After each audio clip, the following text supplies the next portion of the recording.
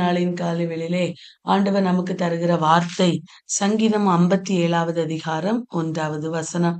எனக்கு இறங்கும் தேவனே, எனக்கு இறங்கும். உம்மை என் ஆத்துமா அண்டிக் கொள்கிறது. விக்னங்கள் கடந்து போகும் மட்டும் உமது செட்டைகளின் நிழலிலே வந்து அடைவேன். அன்பான தேவ பிள்ளைகளை, சங்கீதக்காரனாகிய தாவீது இந்த வார்த்தையை ஆண்டவரை நோக்கி சொல்லுகிறதை பார்க்கிறோம். எனக்கு இறங்கும் தேவனே, எனக்கு இறங்கும். இதற்கு முந்தைய அதிகாரத்திலே நாம் நேற்றைய தினத்திலே பார்த்தோம். என்னை விழுங்க மனுஷன் பார்க்கிறான்.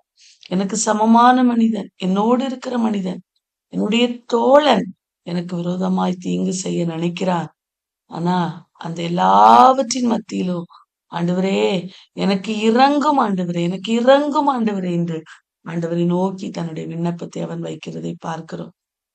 என்னுடைய எல்லா சூழ்நிலைமையிலும், என்னுடைய நெருக்கமான சூழ்நிலைமைகளின் மத்தியிலும் என்னுடைய ஆத்துமா உம்மை அண்டிக் கொண்டிருக்கிறது.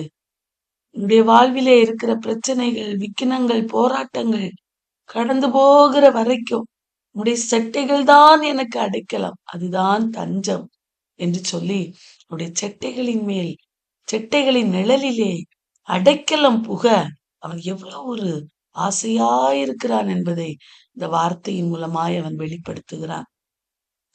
அன்பான தெய்வ பிள்ளைகளே, இந்த காலை வேளையிலே நம்முடைய வாழ்விலே பிரச்சனைகள், போராட்டங்கள் சூழ்ந்திருக்கும் போது நாம் ஆண்டுடைய செட்டைகளின் நிழலிலே போய் அடைகிறவர்களாய் இருக்கிறோமா, தங்குகிறவர்களாய் இருக்கிறோமா என்பதை நாம் யோசித்து பார்க்க வேண்டும். பிரியமானவர்களே, இந்த உலகத்திலே எவ்வளவு பாடுகள், எவ்வளவு நிந்தைகள், எவ்வளவு நெருக்கங்கள் இருந்தாலும் ஆண்டுடைய செட்டைகள் தான் நமக்கு அடைக்கலாம், அதுதான் நமக்கு மறைவிடம், அதுதான் நமக்கு பாதுகாப்பு என்று அவருடைய செட்டைகளின் நிழலிலே போய் அடைகிற பிள்ளைகள் எல்லாரையும் அவர் பாதுகாத்து வழிநடத்த அவர் உண்மையுள்ள தேவனாய் காணப்படுகிறார்.